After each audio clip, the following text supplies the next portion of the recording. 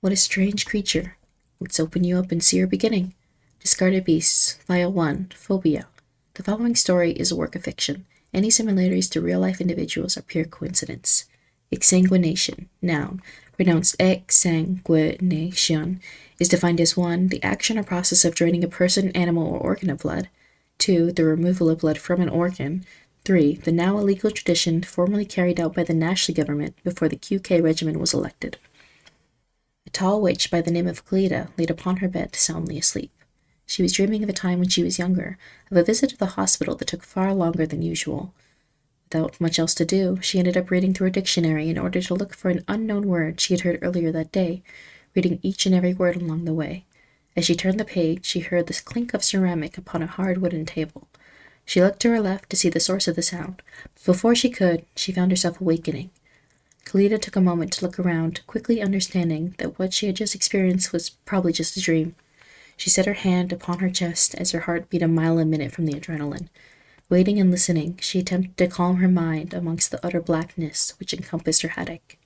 However, as she fell down once more and attempted to sleep, her nose caught the scent of a sharp, sour smell which had come from somewhere within her home.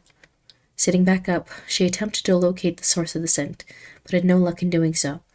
The overpowering odor was far too strong for her to sleep through, so she slipped into her slippers, took a small drink of water from the cup on her nightstand, and opened the hatch, which led from her attic towards the rest of her house. As she made her way down the stairs, she clenched her nose and began breathing through her mouth due to how awful the stench was. Upon reaching her living room, she noticed two things.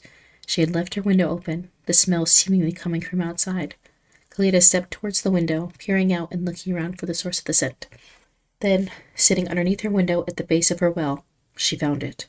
A titanic mass of flesh and fur sat curled up beneath her home. It looked to be a lion's body with black matted fur.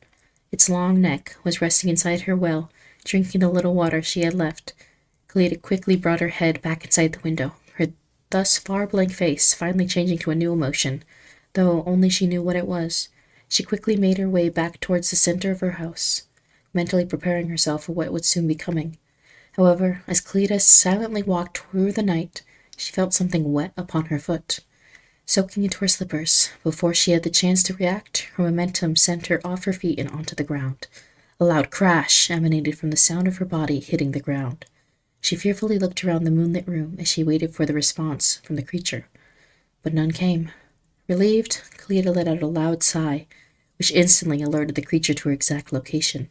It quickly stood up and removed its head from the well, revealing a black, dripping hole where the face should be, the same foul stench now becoming stronger than ever. It made its way into the home, forcing its neck to stretch inside the window, which sat next to her fireplace as it seemingly looked for where she was. Cleta's nervous expression changed, gaining the faintest hint of a smile. She raised her left hand, putting her index finger into her mouth before biting down on it hard enough to draw blood. Then, she took her finger from her mouth, pointed it towards her fireplace. The fresh hole in her hand began to change, its form shifting from liquid blood to solid ice. After less than a second of build-up, it shot off her hand, hitting the fireplace situated next to the creature's scruff. The shot completely destroyed a few bricks which sat amongst the fireplace, scattering shards across the room. One of these shards pierced straight through the creature's neck. It cried out in pain as it quickly attempted to recoil, but Cleta wasn't about to let that happen. She quickly charged up another blast of ice before firing it towards the wall above the window, causing it to fall upon the creature's neck. It attempted to struggle, but Cleta took no time in ensuring that her sister's plan would play out flawlessly. Once more, she gathered herself, pointing a finger towards the base of her fireplace. She had always feared it would fail to support her home long enough for it to serve its purpose, but now she knew the time was right. She shot off a third blast of ice, this one managing to completely decimate the fireplace. It quickly began to crumble, crushing the creature's nape as the house fell. The creature gave one final shriek before its head was divorced from its body. As excited as Cleta was, she knew she didn't have much time. She quickly made a mad dash for a different window, leaping out of it mere moments before her home finally fell upon itself. After she landed and made it out of her house, she watched as her home collapsed, finally destroying the life she had known for so long. She looked at that happened and smiled. Cleta was happy.